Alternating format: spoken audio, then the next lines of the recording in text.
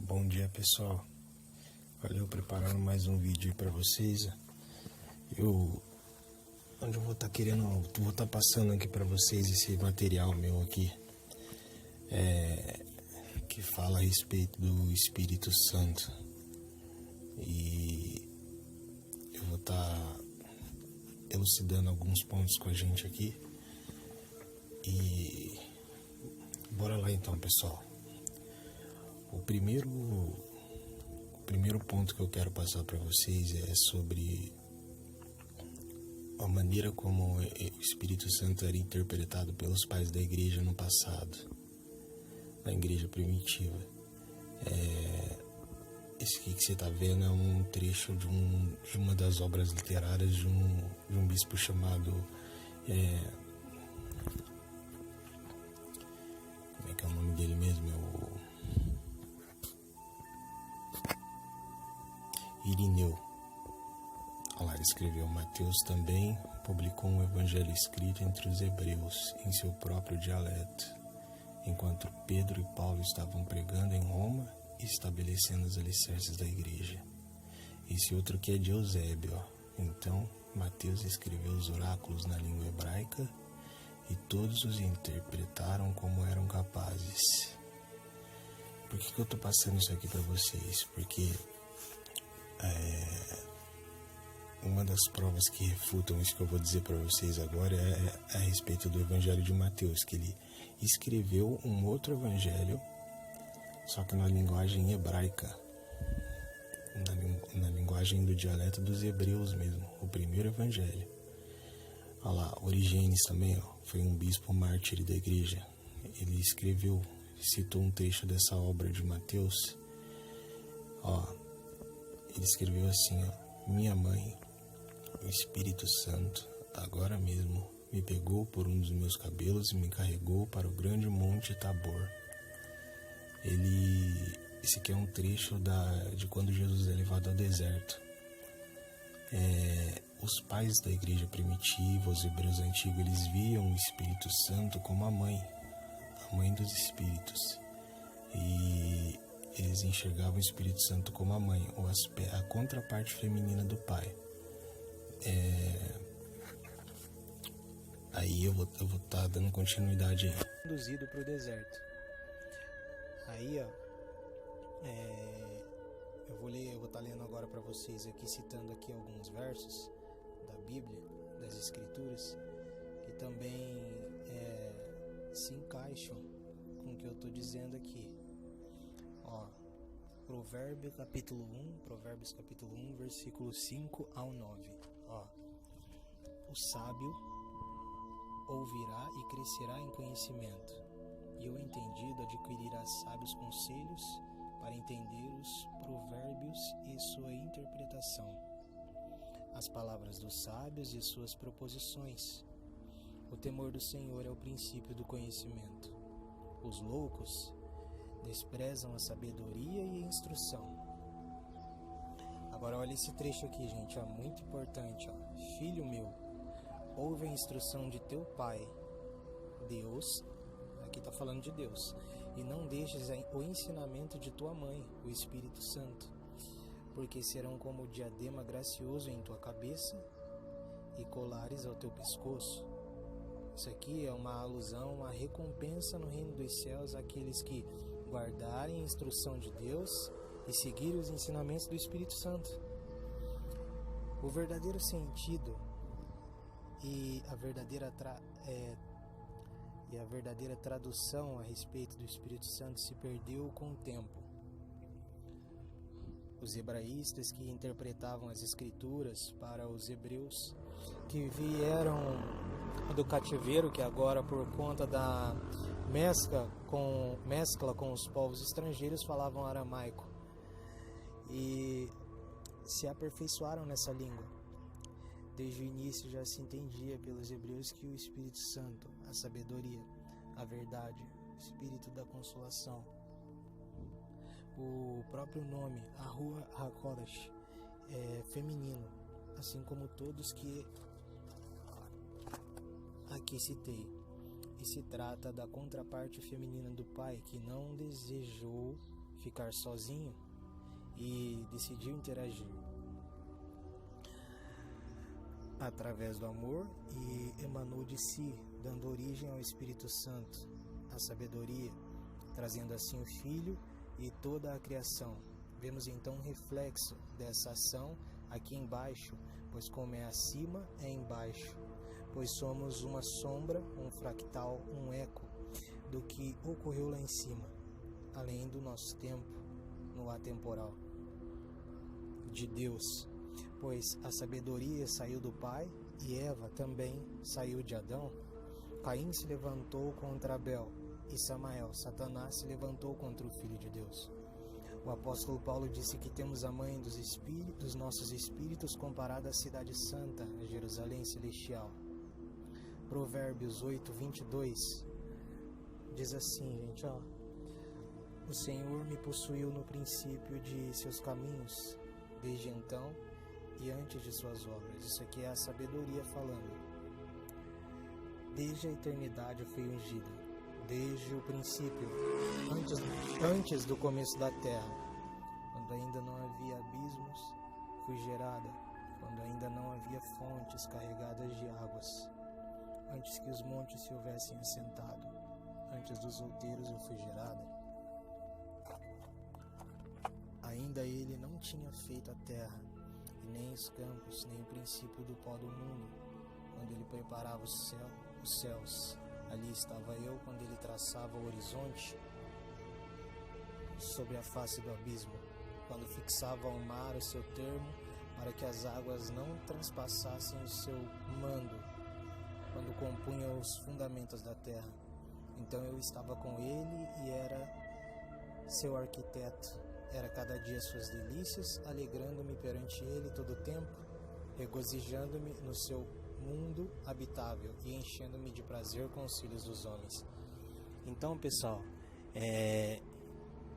trata-se do Espírito Santo, entende? É como se o próprio Espírito Santo estivesse falando da origem dele, tá? Então, pois como é acima, é abaixo. O Deus Pai, ele decidiu não mais ficar sozinho e ele quis interagir. Qual a forma de interação? O amor. Então ele emanou dele mesmo o espírito da sabedoria. Então veio o Filho e toda a criação. Pois como é acima, é abaixo. Agora, olha como o que eu estou falando tem sentido. Nós somos um reflexo do que ocorreu lá em cima. Como que foi com Adão? Eva saiu de Adão, depois veio Abel e Caim. Foi a mesma coisa. Deus Pai, o Espírito Santo, o Espírito da sabedoria, tá? Depois o Deus Filho e toda a criação. Entendeu? Outra maneira de mostrar para vocês que nós somos um reflexo do que há lá em cima. No vídeo que vai passar aqui para vocês vão ver sobre uma célula. É como se fosse uma célula. Ela é conhecida como... como é que é o nome? Mitocôndrias. Na qual só as mulheres têm essa célula. Essa célula é a célula que alimenta as células que dão vida ao nosso corpo. E só as mulheres têm. Só as mulheres elas têm essa célula, só as mulheres têm a capacidade de gerar. Então, da mesma forma, pela mulher, através da mulher, a gente ganha a vida. Nós, seres humanos, nós ganhamos a vida. Assim também, através do Espírito Santo, nosso espírito ganha a vida eterna. Entende? Aí, esse vídeo que eu vou passar para você, eu quero que você veja ele até o fim. Vocês me desculpem a maneira como eu gravei esse vídeo aqui, o áudio dele não tá muito legal, tá com um pouco de corte. Aqui eu tô ainda me acostumando com esse tipo de edição e tá meio complicado, mas vai dar tudo certo. O importante é eu estar aqui de bom coração, passando para vocês aquilo que tenho aprendido, aquilo que eu creio que é Deus que está colocando dentro de mim. E eu tenho certeza que pela sinceridade, né, pela sinceridade com a qual eu estou aqui fazendo esse vídeo, passando para vocês, eu creio dentro de mim, no meu íntimo, que o Espírito Santo, vocês acompanhando esse vídeo, vocês vão perceber os braços calorosos da mãe, o Espírito Santo abraçando vocês, tá? Porque como é acima e abaixo, a família divina, Deus quando ele fez a terra, em tudo ele disse: haja luz, haja sol, haja isso, haja aquilo, mas quando chegou no homem ele disse: façamos o homem, que dá a entender que Deus não estava sozinho, era a família divina ali, o Deus Pai, o co-criador, o Espírito Santo, a sabedoria que saiu do interior de Deus, e o Deus Filho. Tá bom, pessoal? Um abraço, tamo junto, espero estar agregando aí para a vida de vocês aí, pro interior, pro intelecto, pra mente, pro espírito, e tamo junto. Valeu. Nas antigas escrituras, existe um mistério que deixa os estudiosos sem compreensão plena por causa dos dogmas e formatações. Por causa dessas prisões mentais, estes acabam negando o óbvio e profundo que está revelado na Escritura. Vamos falar sobre o enigmático façamos o homem à nossa imagem e semelhança. Após a regeneração de todas as coisas, depois da queda dos anjos, dos filhos de Deus, o antigo Éden foi recriado, regenerado, feito novos céus e nova terra. Tudo isso foi para Cristo, o Messias. O clímax do capítulo 1 de Gênesis está nos seguintes versos, do qual o mistério está na criação de Adão, do qual o termo em hebraico significa em realidade humanidade.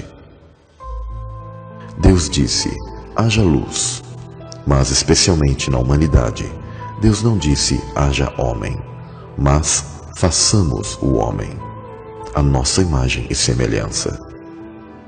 Todos os atos criativos do novo Éden teve uma palavra singular, mas na formação da humanidade, vemos que Deus está presente com outros de sua própria natureza e essência. E esta passagem tem sido um enigma para muitos intérpretes da Bíblia, para muitos um mistério não resolvido até os dias de hoje. E por que Deus não se referiu à ação do verbo em singular, mas usou um plural muito claro? Para estudiosos que afirmam que Deus é um, é muito difícil interpretar o plural nós, ou façamos, do qual se refere a Deus. Deus se refere a si mesmo com o termo em plural através da palavra Elohim. O termo Deus em singular é El, Eloá, mas Elohim é plural, significando deuses. O termo Elohim aparece nas Escrituras mais de 2.500 vezes. Poderia o termo ter algum sentido mais profundo? Alguns, para tentarem escapar deste mistério, inventam que isso seria um plural majestático, mas tal conceito é errôneo, e a língua semítica antiga não possuía tais questões, mas era mais literal e profunda do que podemos imaginar. Para entender este mistério, é necessário entender a intenção de Deus que criou todas as coisas. Digno és, Senhor, de receber glória e honra e poder, porque Tu criaste todas as coisas, e por Tua vontade são e foram criadas. No nosso mundo, todos os organismos da terra são frutíferos, férteis, fecundos. Todos esses organismos dão vida aos seus jovens, aos seus semelhantes. Aqui descobrimos uma regra, um padrão divino que se reflete desde os céus para a terra. Pássaros nos céus têm seus pais e suas mães. Animais aquáticos, como mamíferos e peixes, possuem seus pais e suas mães. Leões nos campos possuem seus pais e suas mães. Até mesmo plantas também possuem o mesmo processo de masculino e feminino. O mesmo para os humanos. Existe um pai e uma mãe que dão à luz a um bebê, mesmo que hoje exista a corrupção de casais do mesmo sexo querendo supostamente ter um bebê. Mas tal coisa é abominação a Deus. pois é macho e fêmea o padrão da vida, o padrão celestial. Ninguém pode nascer nessa terra sem seu pai e sua mãe. Deus decretou este princípio que sempre há um pai e uma mãe. Muitos dos organismos da Terra seguem essa regra do Criador. Este incrível mistério da vida tem sido provado pela ciência.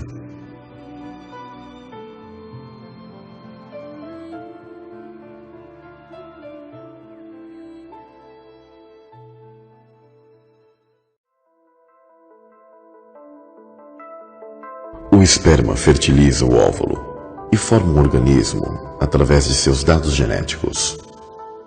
Mitocôndrias precisam abastecer os nutrientes e energia para os organismos vivos. As mitocôndrias são como fábricas que permitem que todas as células humanas trabalhem. Sem as mitocôndrias não haveria energia. Em outras palavras, não haveria vida. As mitocôndrias são responsáveis por produzir a energia necessária para as células e são herdadas das mães. Todos os seres herdam características de seu pai e de sua mãe, metade. Contudo, o óvulo fertilizado não possui nenhuma mitocôndria dos pais, mas somente das mães. Esta é a herança materna da mitocôndria. Mitocôndrias são definitivamente de nossas mães. Mitocôndrias lembram sempre minha mãe que me abraça calorosamente em seus braços. Ela falece, mas suas mitocôndrias sempre estarão em meu corpo. O gene da vida só existe nos corpos de nossas mães. Passam para as próximas gerações somente pelas mães. Isso significa que a vida não pode prosseguir sem as mães. Mesmo nesse momento, muitos organismos estão recebendo os genes de suas mães em vários lugares.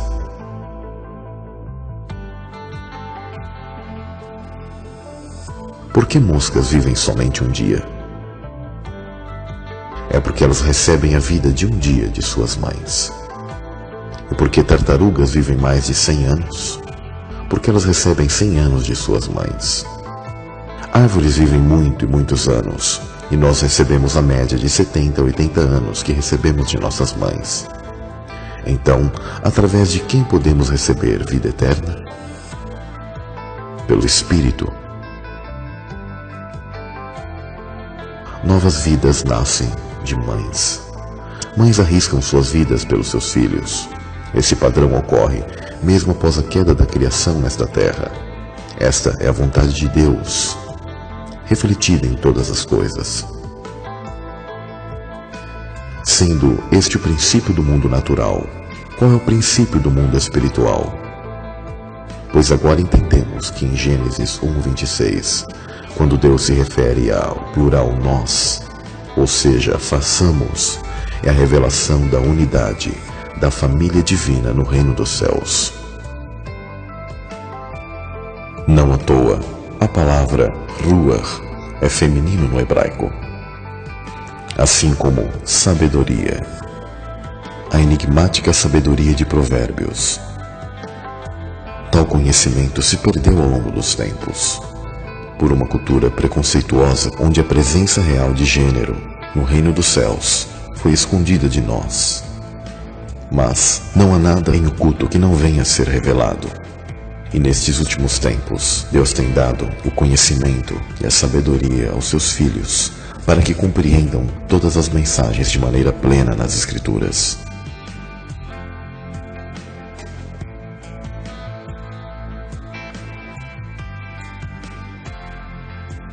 Qual é a aparência dos seres que foram criados à imagem e semelhança de Deus, chamado Elohim, ou deuses? É a família divina, pois a família divina criou o homem à sua imagem e semelhança. Macho e fêmea os criou, homem e mulher os criou.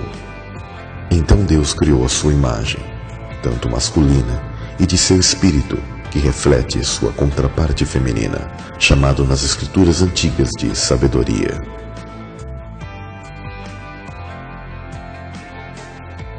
O apóstolo Paulo disse que temos a mãe de nossos espíritos, comparado à cidade santa e amada, que é a literalização da habitação do feminino de Deus, abrigando os seus filhos. mas a Jerusalém que é de cima é livre, a qual é mãe de todos nós.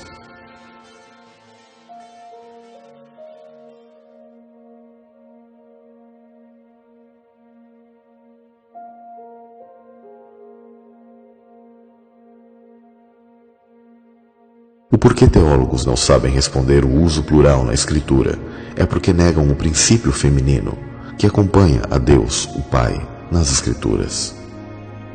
Você, mulher, é a imagem da divindade. Na família divina, o Espírito de Deus é a imagem feminina do Pai. Na estrutura de seu Espírito, como nossa mãe, é onde habitamos. Por isso, quando todos nascemos de novo, as dores de parto acabarão e estaremos juntos com uma família divina. O Pai, seu Espírito, Santuário de Deus, o Filho e todos nós que formamos um corpo cósmico chamado de noiva. Um casamento supremo, uma família divina.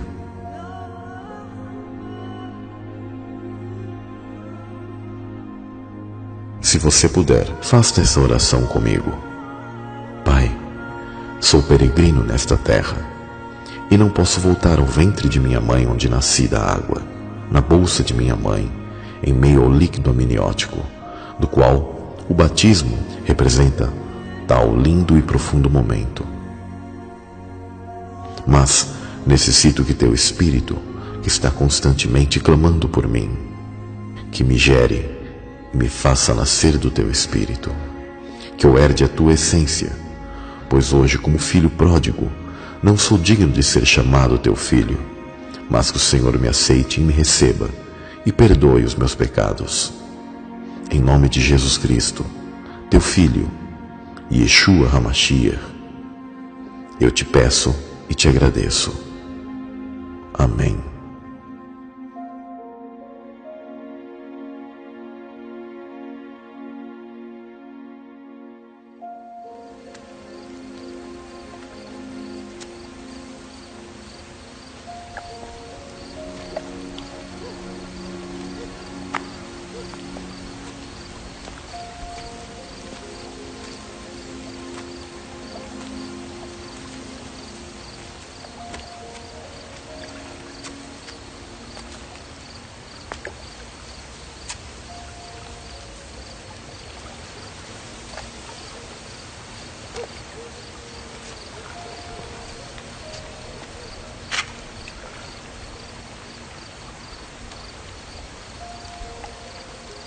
Rabi,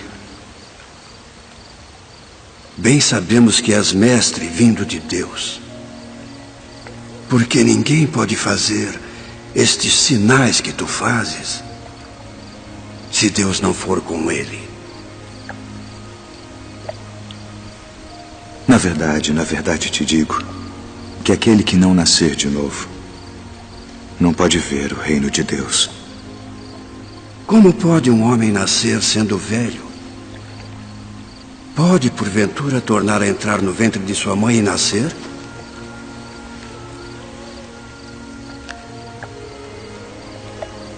Na verdade te digo que aquele que não nascer da água e do Espírito não pode entrar no reino de Deus.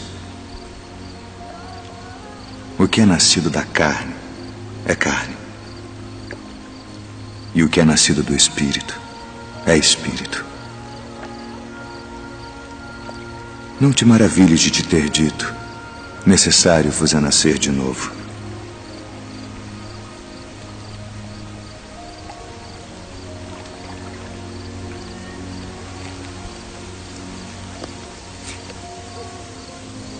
O vento assopra onde quer. E ouves a sua voz, mas não sabes de onde vem, nem para onde vai.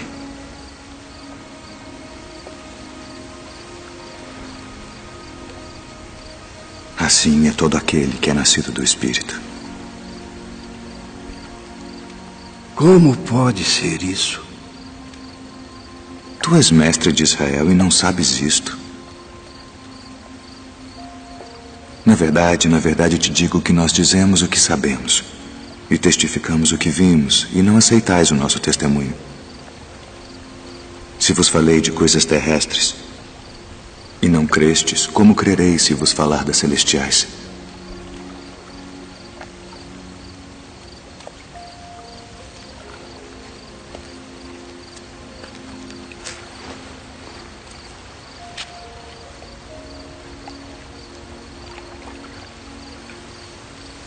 Ninguém subiu ao céu, senão o que desceu do céu.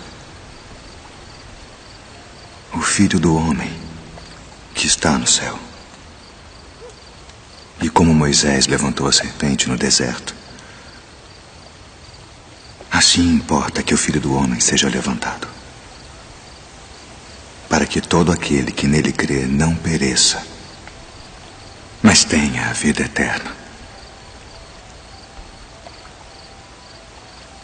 Porque Deus amou o mundo de tal maneira que deu seu Filho unigênito,